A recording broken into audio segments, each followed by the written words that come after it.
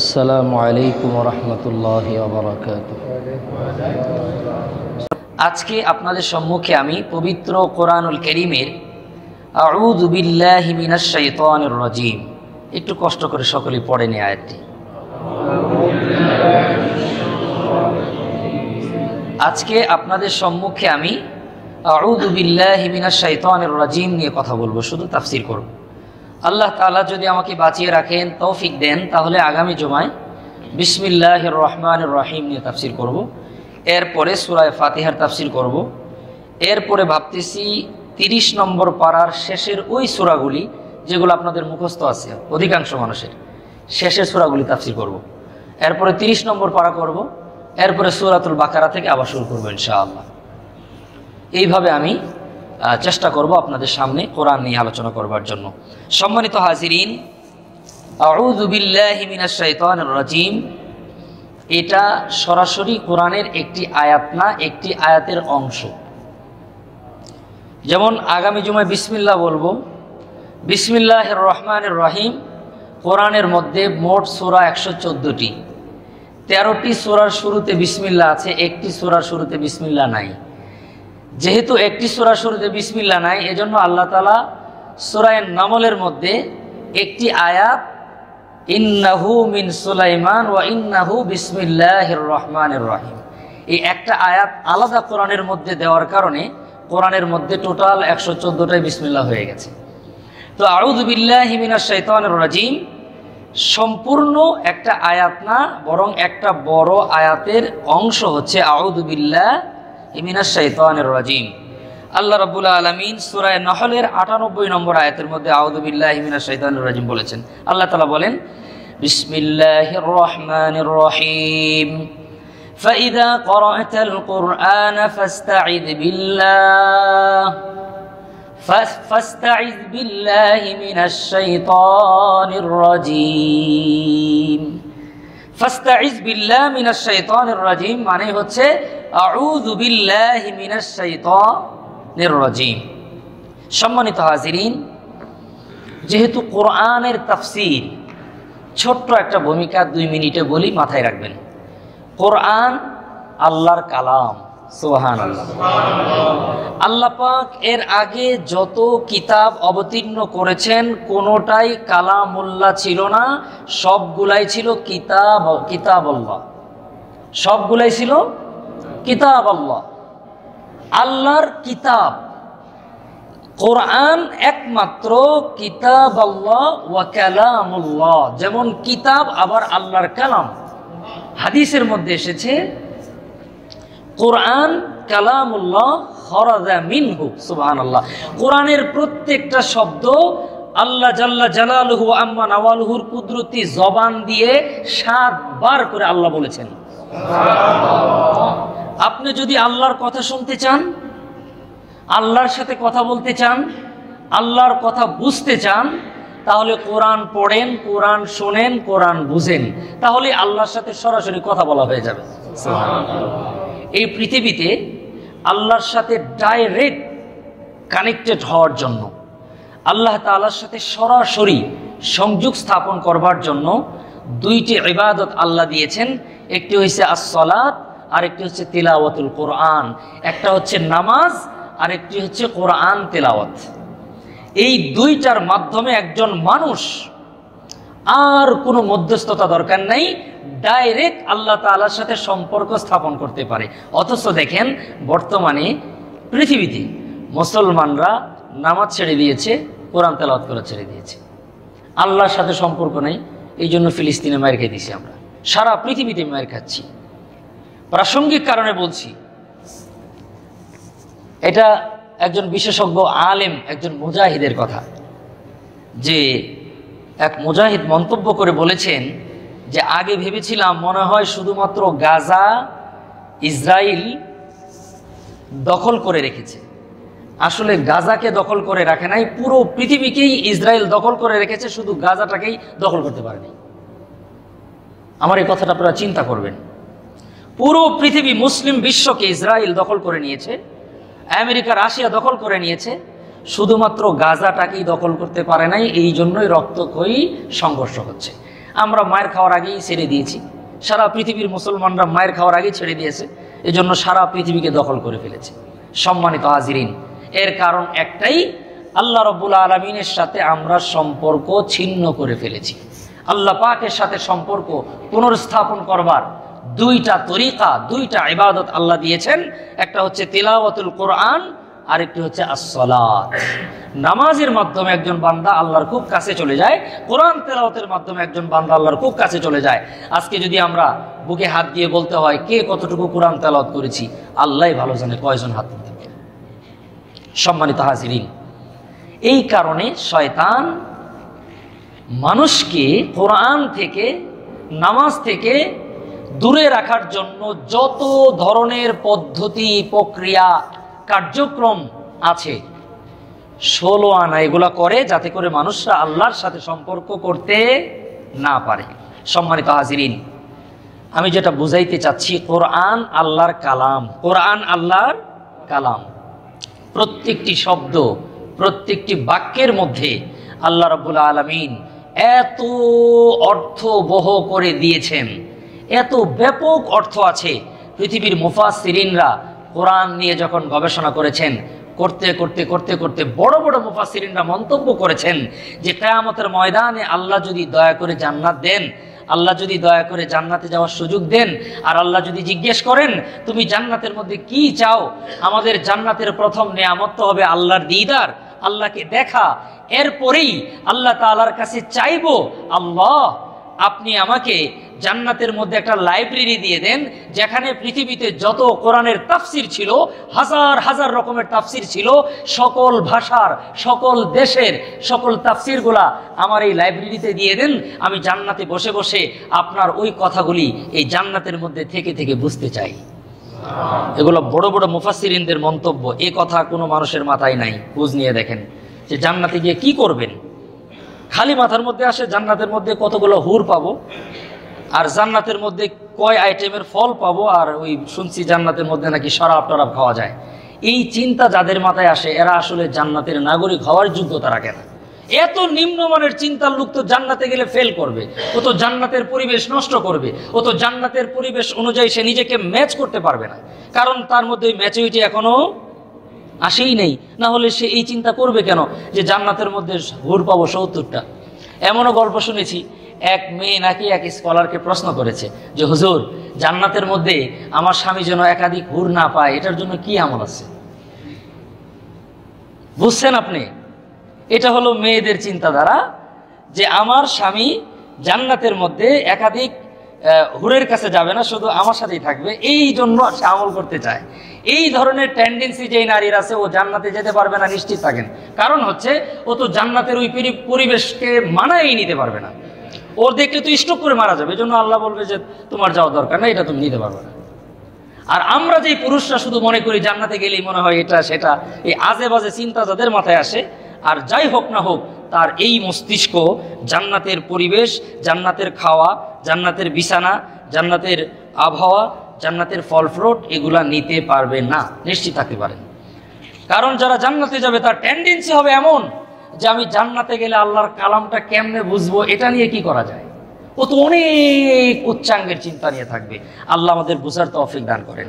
আমি আপনাদেরকে একটা মেসেজ দিলাম যে মাথায় রাখেন, মৃত্যুর পরে আল্লাহ দয়া করে, ক্ষমা করে, মেহেরবানি করে যদি জান্নাত দেয়, আল্লাহ তাআলার কাছে বলবেন, আল্লাহ আপনি আমাকে কোরআনটা ভালো করে বুঝার একটা ব্যবস্থা করে দেন, প্রয়োজন হলে একটা টিচার দিয়ে দেন, আমি জান্নাতের মধ্যে থেকে থেকে আপনার কোরআন বুঝবো আর আপনার সাথে কথা বলবো। সুবহানাল্লাহ। এই জিনিসটা তো মাথায় রাখতে পারবেন ইনশাআল্লাহ। আল্লাহ আমাদেরকে তৌফিক দান করেন।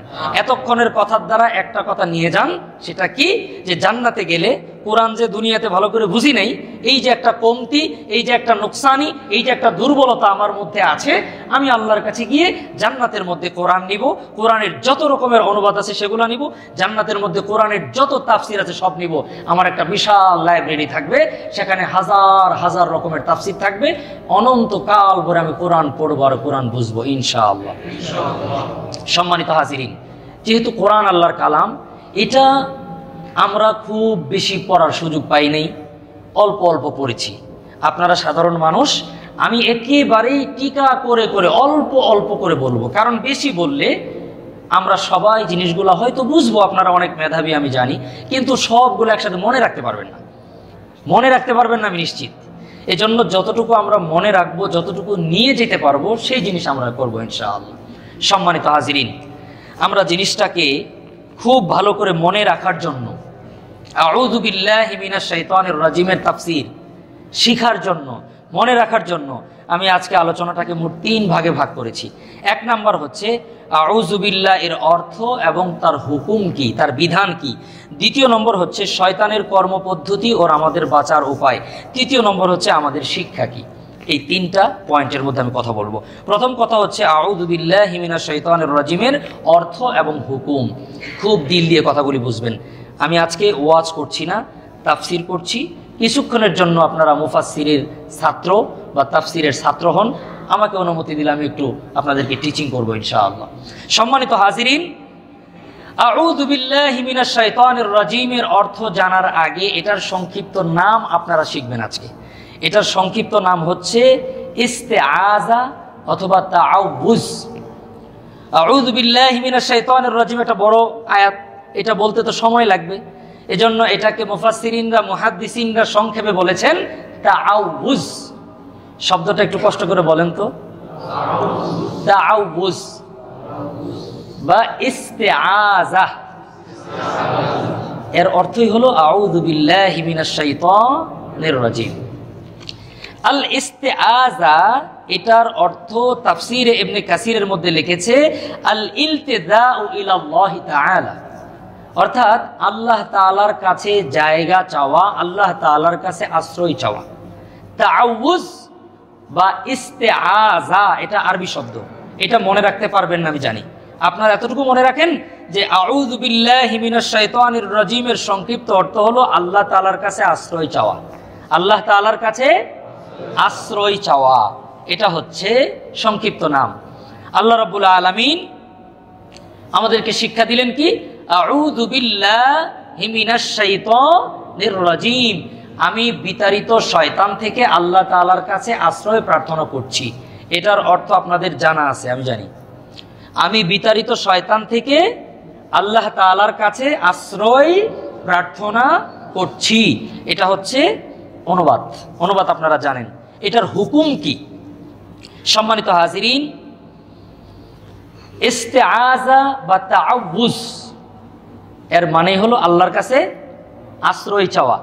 এটার শরীয়তে হুকুম হলো কোরআন তেলাওয়াতের পূর্বে, সালাত শুরু করার পূর্বে, ওই সমস্ত কাজ শুরু করার পূর্বে যেই কাজের মধ্যে শয়তান ইন্টারফেয়ার করে, যেই কাজের মধ্যে শয়তান সম্পৃক্ত হয়, মাতাব্বরি করে, শয়তানে নাক গলায়, শয়তানে গিয়ে তার আপনার অধিকার করতে চায়, কাজের মধ্যে অংশগ্রহণ করতে চায়, ওই সমস্ত কাজের শুরুতে, কোরআন তেলাওয়াতের শুরুতে, নামাজের শুরুতে পড়তে হয় আউযু বিল্লাহি মিনাশ শাইতানির রাজিম। আল্লাহ রাব্বুল আলামিন সূরা নাহলের ৯৮ নম্বর আয়াতের মধ্যে আল্লাহ তাআলা বলেন বিসমিল্লাহির রহমানির রহিম ফাইদা ক্বরা'তাল কুরআন। আল্লাহ পাক রব্বুল আলামিন বলেন ফাইদা ক্বরা'তাল কুরআন, যখন আপনারা কোরআন তেলাওয়াত করবেন, ফাস্তাইদ বিল্লাহ, আল্লাহ পাক রব্বুল আলামিন বলেন তখন তোমরা তাআউযুজ করো, ইস্তেআযা করো, আমি আল্লাহর কাছে তোমরা আশ্রয় চাও। কারণ শয়তান কোরআন তেলাওয়াতের সময় তোমার মস্তিষ্কের মধ্যে গিয়া তোমাকে আল্লাহ থেকে দূরে সরায় দেওয়ার জন্য চেষ্টা করে, যাতে করে তোমরা আমি আল্লাহর সাথে গভীর সম্পর্ক স্থাপন করতে না পারো। এই জন্য শুরুতে পড়ে নাও আউযু বিল্লাহি মিনাশ শাইতানির রাজিম। কোরআন তেলাওয়াত করলে আল্লাহর সাথে সম্পর্ক হয়, আর আমরা কোরআন তেলাওয়াত করলে মাথা ব্যথা শুরু হয়। কারণ শয়তান রক্তের শিরায় শিরায় যায়। আমি একটু পরে বলবো এই হাদিস। রক্তের শিরায় যাওয়া মানে হলো সেকেন্ডের কম সময়ের মধ্যে মস্তিষ্কের মধ্যে চলে যায়। এজন্য যাদের মস্তিষ্কে রক্তের মাধ্যমে শয়তান প্রবেশ করে তাদের কোরআন তেলাওয়াত করলে মাথা ব্যথা শুরু হয়, আর যাদের মস্তিষ্কের মধ্যে কোরআন প্রবেশ করতে পারে না তাদের কোরআন পড়লে মাথা ব্যথা ভালো হয়ে যায়। এটা হচ্ছে পার্থক্য। আপনি খোঁজ নেন, অনেক মানুষের কোরআন তেলাওয়াত করলে মাথা ব্যথা কমে, আবার অনেক লোকের কোরআন তেলাওয়াত করলে মাথা ব্যথা শুরু হয়। এটা হচ্ছে পার্থক্য। আল্লাহ পাক বললেন কোরআন তেলাওয়াতের পূর্বে তোমরা বলো আউযু বিল্লাহি মিনাশ শাইতানির রাজিম। নামাজের শুরুতে আউযু বিল্লাহি মিনাশ শাইতানির রাজিম। প্রত্যেকটা দলিল আছে, আমি দলিল বললে আমি শেষ পর্যন্ত পৌঁছতে পারবো না। সম্মানিত হাজিরিন, রাসূলুল্লাহ সাল্লাল্লাহু আলাইহি সাল্লাম নামাজ পড়তেন। আম্মাজান আয়েশা সিদ্দিকা রাদিয়াল্লাহু তাআলা আনহা বলেন, আল্লাহর পয়গম্বর প্রথমেই তাকবীর দিতেন, আল্লাহু আকবার বলতেন, এরপরে সানা পড়তেন সুবহানাকা আল্লাহুম্মা ওয়া বিহামদিকা ওয়া তাবারাকা ইসমুকা ওয়া তাআলা জাদ্দুকা ওয়া লা ইলাহা গায়রুক। এরপরে নবীজি পড়তেন আউযু বিল্লাহি মিনাশ শাইতানির রাজিম। হানাফি মাযহাব অনুযায়ী নামাজের শুরুতে একবার আউযু বিল্লাহি মিনাশ শাইতানির রাজিম বললেই যথেষ্ট। এটা মুস্তাহাব, এটা মুস্তাহাব। অন্য অন্য মাযহাব আছে, সেগুলো আমাদের জানার দরকার নেই এই মুহূর্তে এই জায়গায়। তো আমরা তাহলে আউযু বিল্লাহি মিনাশ শাইতানির রাজিমের নাম শুনলাম, সেটা কি তাআউযুজ বা ইস্তিআযা? এর অর্থ হলো আল্লাহর কাছে আশ্রয় প্রার্থনা করা, আর মূল আয়াতের অর্থ হলো আমি বিতাড়িত শয়তান থেকে আল্লাহ তাআলার কাছে আশ্রয় প্রার্থনা করছি।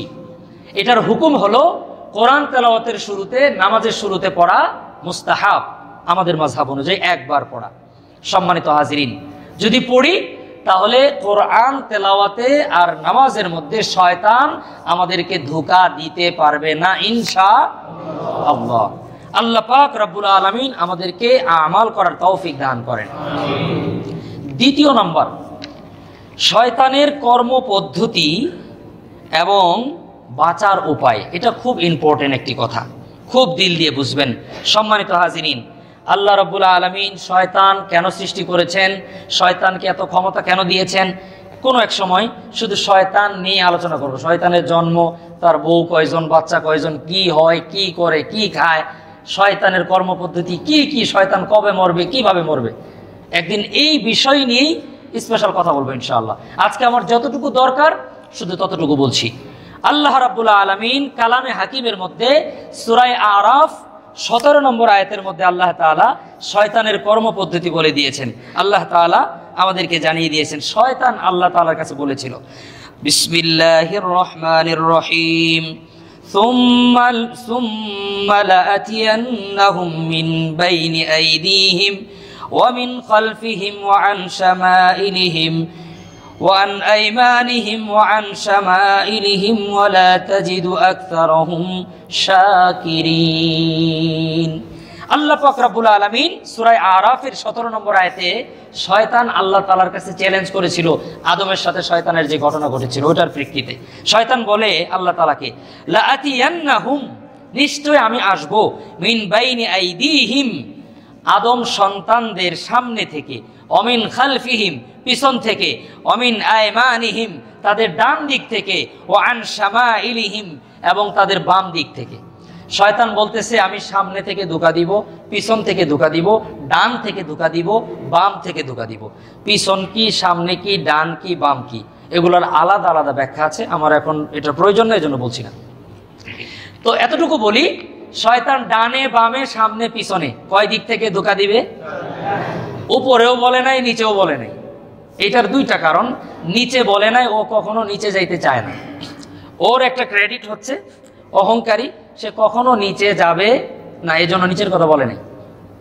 নিচে গেলে সে ধোঁকা দেয় না। এই জন্য আমরা একটা জিনিস চিন্তা করব, সব সময় নিজেকে ছোট রাখবো, নিজেকে নত রাখবো, তাহলে শয়তান আমাদেরকে ধোঁকা দিতে, হ্যাডাম দেখাবো, বড় হব, উঁচা হব, শয়তান আমাদেরকে ধোঁকা দিবে। এটা একটা শিক্ষা। ডানে বামে সামনে পিছন 3-4 দিক থেকে ধোঁকা দেয়, নিচ থেকে দেয় না, ছোট হয় না, উপর থেকে দিতে পারে না। উপর থেকে আল্লাহ তাআলা আমাদের জন্য রহমত নাজিল করেন। অর্থাৎ উপর আর নিচে আমাদের, আমরা যদি নিজেকে নিচে নেই, আমরা যদি নিজেকে ছোট করি, আমরা যদি নিজেকে হাফের করি, আল্লাহর কাছে নিজেকে একেবারেই নুয়ে দেই, আল্লাহ রাব্বুল আলামিন উপর থেকে রহমত বর্ষণ করবেন। এই নিচে থাকবো আমরা, উপরে থাকবে আল্লাহ, এর মধ্যে শয়তান কোনো ধোঁকা দিতে পারবে না। কিন্তু উপরেও যায় না, নিচেও নামি না। নিচে নামি না, এই জন্য উপর থেকে কিছু আসে না। শুধু ডানে বামে সামনে পিছনে নজর, মানে যেদিকে শয়তান সেদিকেই আমরা। আল্লাহ বুঝার তৌফিক দান করেন। সম্মানিত হাজিরিন, শয়তানের কিছু কর্মপদ্ধতি যেগুলো আমাদের খুব জরুরি সেগুলো বলছি। শয়তান আল্লাহ তাআলার কাছ থেকে কয়েকটি জিনিস খুব গুরুত্ব দিয়ে বুদ্ধিমত্তার সাথে চেয়ে নিয়েছিল। এর মধ্যে অন্যতম হচ্ছে, অনেকগুলো জিনিস আছে, আমি কয়েকটা বলবো। এক নাম্বার হচ্ছে পুনরুত্থান পর্যন্ত সে হায়াত চেয়েছিল। পুনরুত্থান, কিয়ামত পর্যন্ত না, কিয়ামতের পরে একটা সময় যাবে, এরপরে পুনরুত্থান হবে, যেদিন মানুষ পুনর্জীবন পাবে, তখন সে হায়াত, ওই দিন পর্যন্ত হায়াত চেয়েছিল, মানে সে মরবেই না, এটা চেয়েছিল। আল্লাহ তাআলা বলেছেন, না, পুনরুত্থান পর্যন্ত তোমার হায়াত হবে না, তবে তুমি কিয়ামত পর্যন্ত হায়াত পাবে, কিয়ামত পর্যন্ত হায়াত পাবে। তো শয়তানের হায়াত হচ্ছে কিয়ামত পর্যন্ত। পুরো কায়নাত জুড়ে, পুরো সৃষ্টি জগৎ জুড়ে যেদিকে ইচ্ছা, যখন ইচ্ছা, যেভাবে ইচ্ছা অবাধ চলাফেরা করার পারমিশন নিয়েছে। এবং মানুষের রগে রগে, যেটাকে আমরা বলি শিরায় শিরায়, রক্তের মাধ্যমে শয়তান প্রবেশ করে মানুষের মস্তিষ্ক থেকে নিয়ে পায়ের আঙ্গুলের মাথা পর্যন্ত শয়তান তার প্রভাব বিস্তার করতে সক্ষম। এই ক্ষমতা শয়তান আল্লাহ তাআলার কাছ থেকে চেয়ে নিয়েছেন।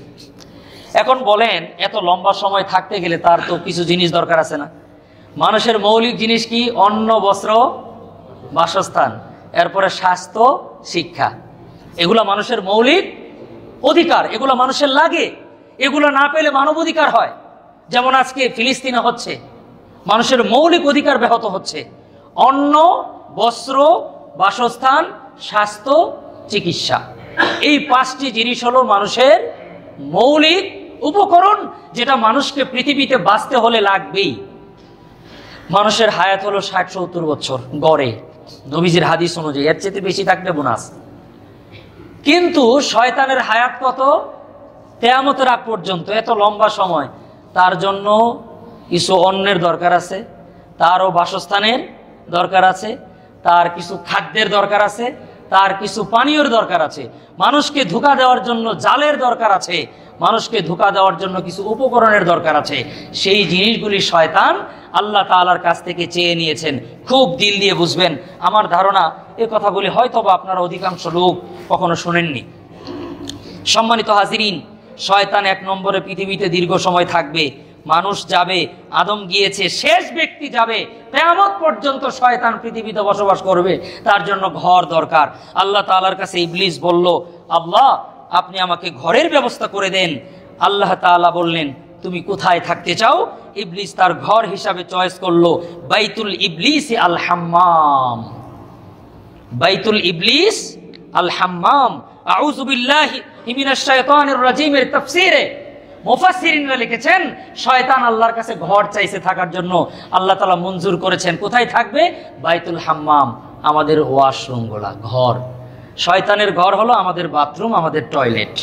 বাংলা মনে রাখেন, বাইতুল ইবলিস আল হাম্মাম, এটা আরবি। এর বাংলা হলো ইবলিসের বাসস্থান, ইবলিসের থাকার ঘর, টয়লেট। এবার একটু টয়লেট নিয়ে বলি। শুধু টয়লেট নিয়ে বললে ভালো হতো, অনেক লম্বা সময় দরকার, আমার সময় নেই। একটা সময় আমাদের বাথরুম আমাদের ঘর থেকে আধা কিলোমিটার দূরে ছিল। আমি কি ভুল বললাম?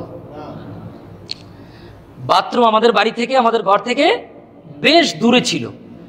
এই টয়লেট তখনই আমাদের ঘরে আসছে যখন শয়তানের সাথে ক্লোজ ফ্রেন্ড আমরা করে ফেলছি। শয়তানের থাকতে অসুবিধা হয়, বন্ধুকে তো একটু কাছে রাখতে হবে। প্লিজ মাইন্ড করবেন না আমার কথা, আমি কোরআন থেকে বলছি। আপনার যে ঘনিষ্ঠ বন্ধু তাকে তো আপনি কাছেই রাখবেন। আমার সৌভাগ্য হয়েছে মুঘল সম্রাটদের বেশ কিছু বাসস্থান দেখার, পরিদর্শন করার।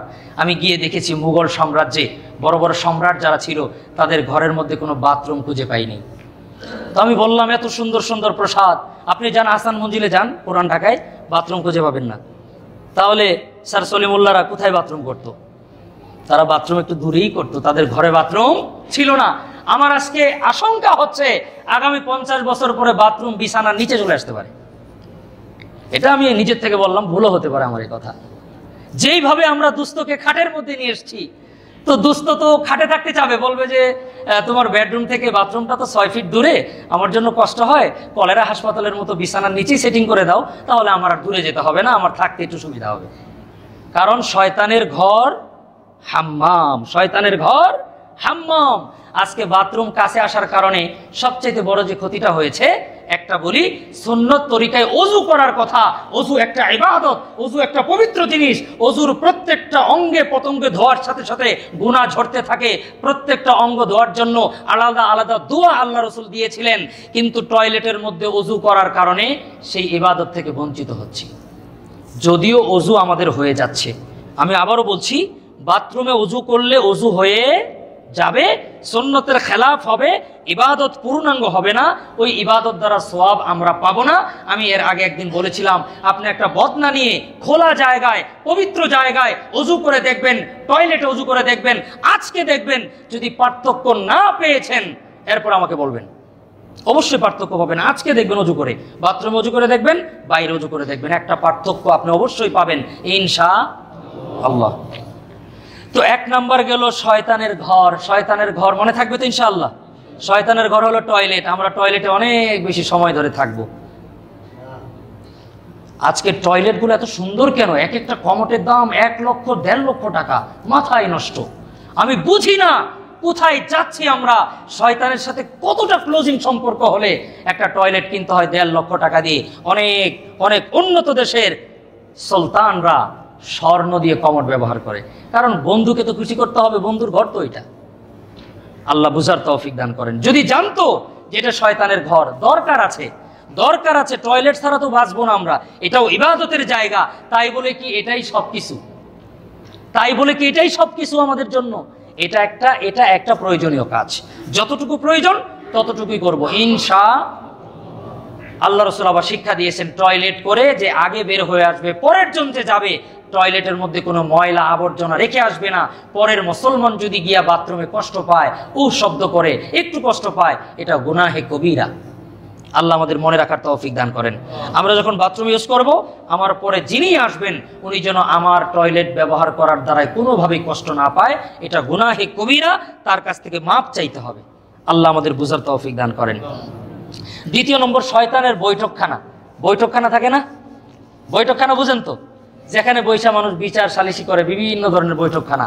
শয়তান তার মিশনকে সাকসেসফুল করবার জন্য আল্লাহ তাআলার কাছে বৈঠকখানা চেয়ে নিয়েছেন। আল্লাহ রাসূল বলেন, আল আসওয়াকু ওয়াল মাজামিউত তারিক, বাজার এবং রাস্তাঘাটের বিভিন্ন আড্ডা দেওয়ার জায়গা।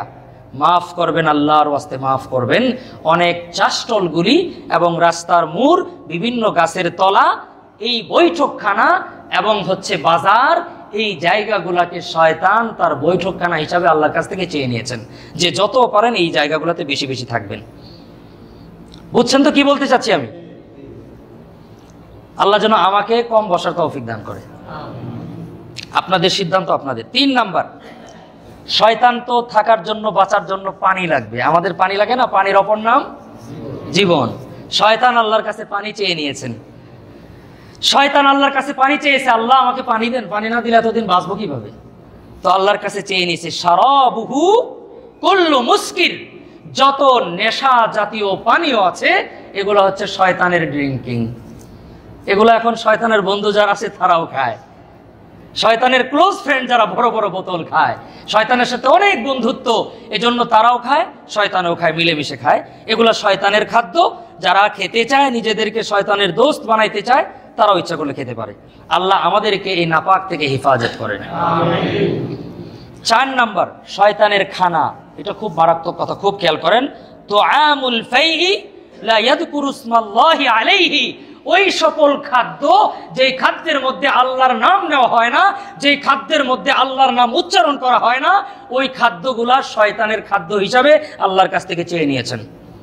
আমি বিসমিল্লাহর তাফসীরের সময় বলবো, আমরা যত খাবার খাই বিসমিল্লাহ না বললে কি হবে, আগামী জুমায় বলবো ইনশাআল্লাহ। শুধু এতটুকু মনে রাখেন, যেই খাদ্যের শুরুতে বিসমিল্লাহ বলা হবে না, ওই খাদ্য শয়তানের খাদ্য। এখন আমাদের দেশে দুর্গাপূজা চলতেছে। আমি অত্যন্ত বিনয়ের সাথে বলছি, খুব খেয়াল করেন। আমাদের দেশে আমাদের হিন্দু বন্ধুরা তারা খুব নিরাপদে দুর্গাপূজা করবে, রাষ্ট্রীয়ভাবে এবং ব্যক্তি এবং সামাজিক প্রাতিষ্ঠানিকভাবে আমরা তাদেরকে সহযোগিতা করব, আমরা তাদেরকে নিরাপত্তা দিব। কিন্তু তাদের দেবদেবীর নামে উৎসর্গকৃত কোনো খাদ্য আমরা খাবো না ইনশাআল্লাহ। তাদের লাগলে আপনি তাদের কিনে দিবেন, তারা খাবে আপনার কাছ থেকে, আপনি তাদের দেবদেবীর নামে খাবার খেতে পারেন না।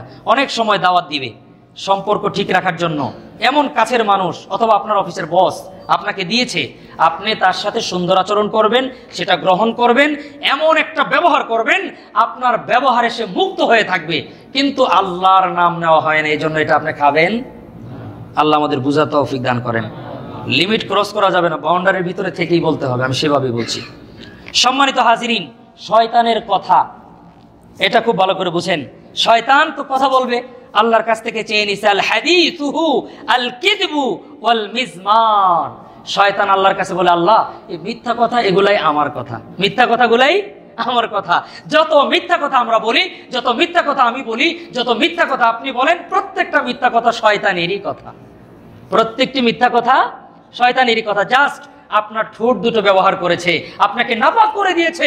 রাসূলুল্লাহ সাল্লাল্লাহু আলাইহি ওয়াসাল্লাম বলেন, এক একটা মিথ্যা কথা যখন মানুষ বলে, এই মিথ্যা কথার দুর্গন্ধে সাথে সাথে রহমতের ফেরেশতা তার কাছ থেকে কিছুক্ষণের জন্য সরে যায়। নাউযুবিল্লাহি মিন যালিক। আপনি যখন মিথ্যা কথা বলবেন তখন মনে রাখবেন যে রহমতের ফেরেশতা কিছুক্ষণের জন্য আপনার কাছ থেকে সরে গেছে। ওয়াল মিজমার, এবং বাদ্যযন্ত্র গান।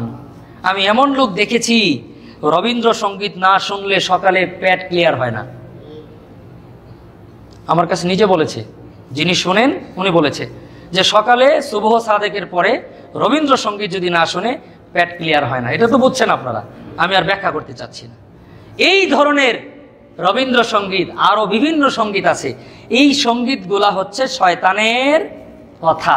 এগুলা কানে যত যাবে শয়তানের সাথে দোস্তি বন্ধুত্ব ততই বাড়তে থাকবে।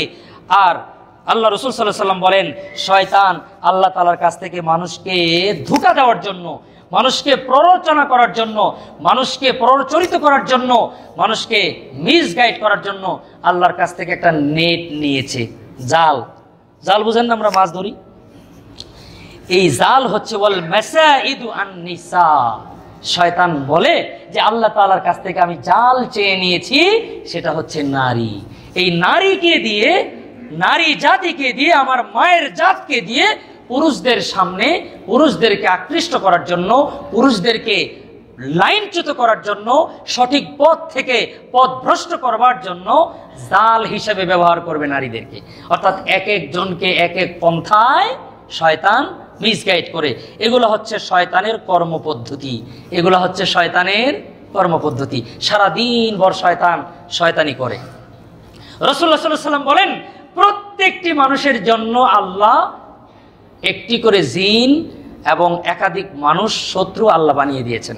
অর্থাৎ শয়তান শত্রু এবং মানুষ শত্রু। আপনি বলতেই পারেন না যে আপনার কোনো শত্রু নাই, আপনি একথা বলতেই পারবেন না যে এই পৃথিবীতে আপনার কোনো শত্রু নাই।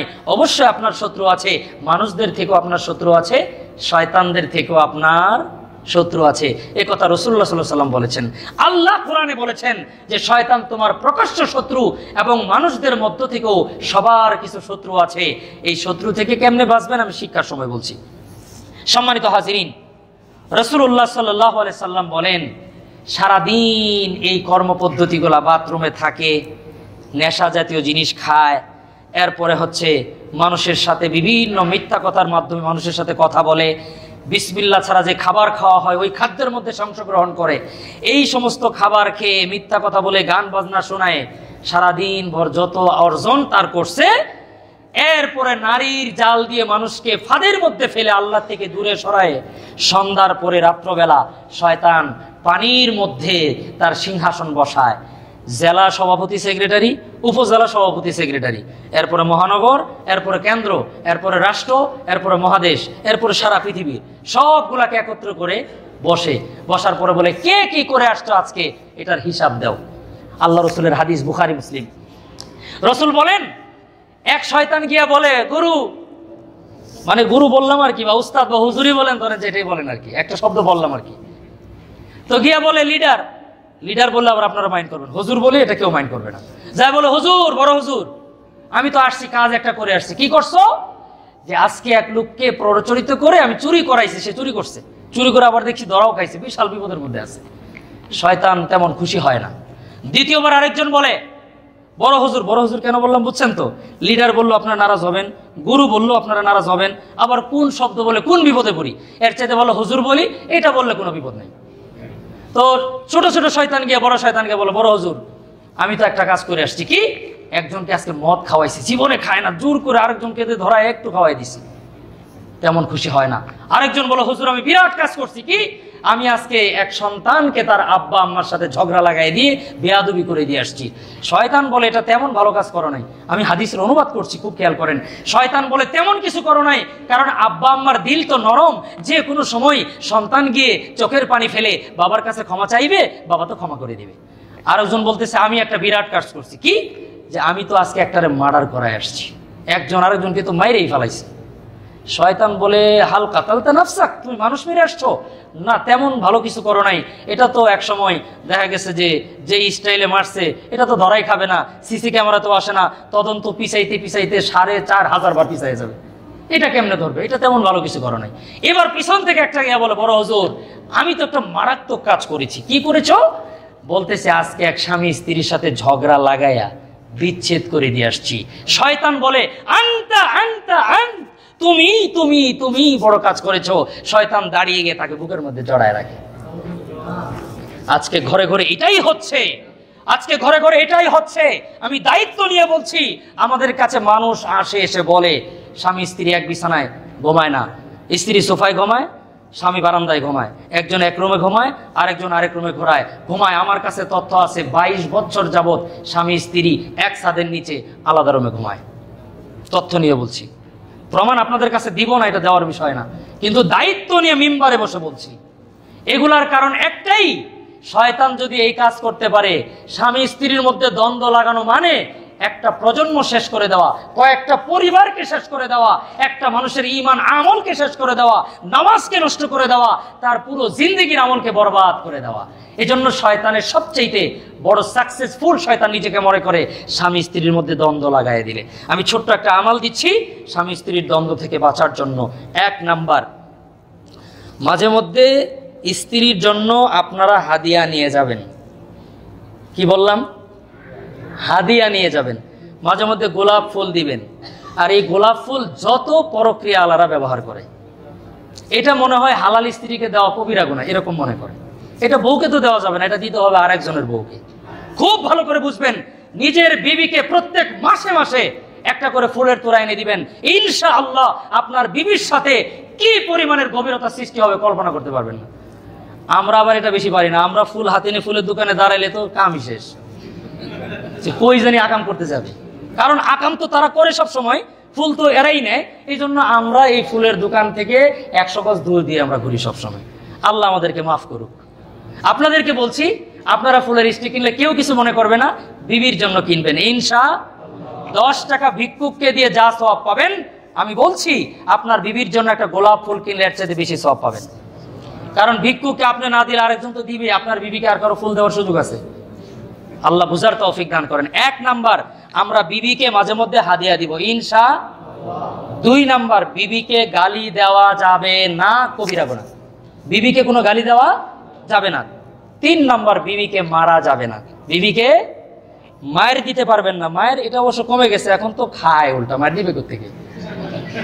তো যাই হোক, মায়ের দেওয়া যাবে না, বকা দেওয়া যাবে না, হাদিয়া দিতে হবে। 4 নাম্বার, বিছানা আলাদা করা যাবে। এই 4টা কাজ যদি করেন, ওই ঘরটার মধ্যে শয়তান থাকবে না। আল্লাহ রহমতের ফেরেশতা দিয়ে স্বামী স্ত্রীর মধ্যে একটা জান্নাতি সম্পর্ক করে দিবেন ইনশাআল্লাহ। মনে থাকবে তো 4টা? আমি আবার বলছি, 1 নাম্বার হচ্ছে মাঝে মধ্যে হাদিয়া দিবেন। হাদিয়ার কি দিবেন? কম দামেরটা বলে দিলাম, ফুল দিন। তারপরে আরো আপনাদের যার যা টাকা আছে ডায়মন্ডের নাকফুল কিনে দিন, সমস্যা নেই। 2 নাম্বার হচ্ছে গালি দেওয়া যাবে না। 3 নাম্বার, বকা মায়ের দেওয়া, আঘাত করা যাবে না, অর্থাৎ ফিজিক্যালি এবং মেন্টালিটি টর্চার করা যাবে না। 4 নাম্বার হচ্ছে বিছানা আলাদা করা যাবে না। যতই খারাপ ব্যবহার করুক, আপনি নিয়ত করবেন 1 মশারির নিচে 1 বিছানায় শুইমু, নির্লজ্জের মতো, বেহায়ার মতো। যতই খারাপ আচরণ করুক, বউয়ের সাথেই ঘুমাবেন, আল্লাহ খুশি হয়ে যাবে ইনশাআল্লাহ। আর যদি না ঘুমান, বুঝবেন যে শয়তান কমপ্লিটলি আপনার উপর প্রভাব বিস্তার করেছে। শয়তান আপনাকে নিয়ে তার সংসদে আলোচনা করবে যে আজকে তো আমি সাকসেস, 2 বিছানায় ঘুমাইছি, কয়দিন পরে 2 বাড়িতে ঘুমাবে, এরপরে কাজী অফিসে গিয়া সাইন দিয়ে দিবে। আল্লাহ আমাদের বুঝার তৌফিক দান করেন। সম্মানিত হাজিরিন, তো এই হচ্ছে শয়তানের কর্মপদ্ধতি। সকল কর্মের মূল কর্ম স্বামী স্ত্রীর মধ্যে দ্বন্দ্ব। এটা হলো শয়তানের সবচেয়ে সফলতার মাপকাঠি, চাবিকাঠি। আল্লাহ তাআলা আমাদের বুঝার তৌফিক দান করেন। আমাদের শিক্ষা কি? আমি খুব সংক্ষেপে 2 মিনিটে শিক্ষাটা বলে দিচ্ছি। সম্মানিত হাজিরিন, আজকের পুরো আলোচনা থেকে আউযু বিল্লাহি মিনাশ শাইতানির রাজিমের তাফসীর থেকে আপনাদেরকে 2টা আমাল আমি দিচ্ছি। আল্লাহ তাআলা কোরআনে, নবী করিম সাল্লাল্লাহু আলাইহি ওয়াসাল্লাম হাদিসের মধ্যে বললেন যে প্রত্যেকটি মানুষের 2 রকমের শত্রু আছে। কয় রকমের? মানুষ এবং শয়তান। মানুষ এবং শয়তান। মানুষ শত্রুকে যদি বশে আনতে চান, আল্লাহ তাআলা কোরআনের মধ্যে পরিষ্কার ভাষায় রাব্বুল আলামিন বলেন, সূরা মুমিনুনের 97 নম্বর আয়াতের মধ্যে আল্লাহ তাআলা বলেন, ইদফা বিল্লাতি হিয়া আহসানুস সাইয়্যা। আল্লাহ তাআলা বলেন, কোন মানুষ যদি তোমার সাথে শত্রুতা করে, তার সাথে তুমি সুন্দর ব্যবহারের মাধ্যমে জবাব দাও।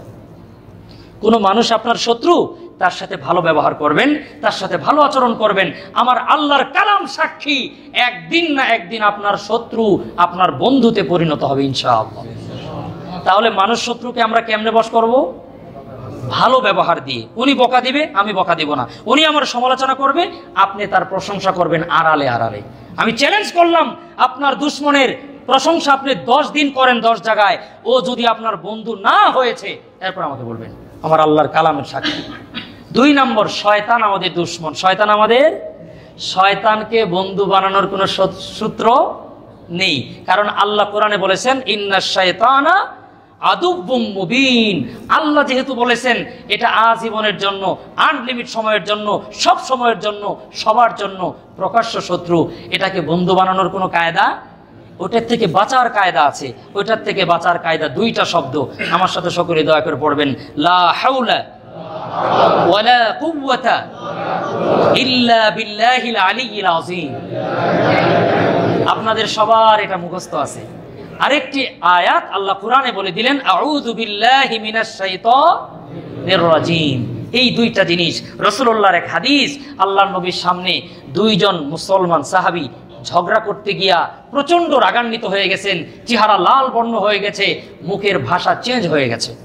আল্লাহ রসুল দূরের থেকে দেখে বললেন যে আমি এমন একটা কালেমা জানি, এই কালেমা যদি তারা পড়তো অথবা তাদের কানের কাছে গিয়ে পড়া হইতো, তাহলে তাদের রাগ কমে যেত, শয়তানের যেই তাদের উপর যেই প্রভাব বিস্তার করেছে এটা কমে যেত, এই লোকগুলা শান্ত হয়ে যেত। সাহাবাগণ জিজ্ঞেস করলেন, ইয়া রাসূলুল্লাহ, সেই কালিমাটা কি আপনি বলেন, আমরা গিয়ে পড়ি? আল্লাহ রাসূল বললেন, আউযু বিল্লাহি মিনাশ শাইতানির রাজিম। এটা বলার সাথে সাথে ওই লোকদের রাগ গুসা কমে গেছে। এই জন্য যখন দেখবেন রাগ উঠছে, বুঝবেন যে শয়তান আপনার উপর প্রভাব বিস্তার করেছে, প্রেসার বেড়ে যায়, শয়তান রক্ত দিয়ে ঢুকে যায়, তখন পড়বেন আউযু বিল্লাহি মিনাশ শাইতানির রাজিম। আল্লাহ রাব্বুল আলামিন আমাদেরকে আমাল করার তৌফিক দান করেন।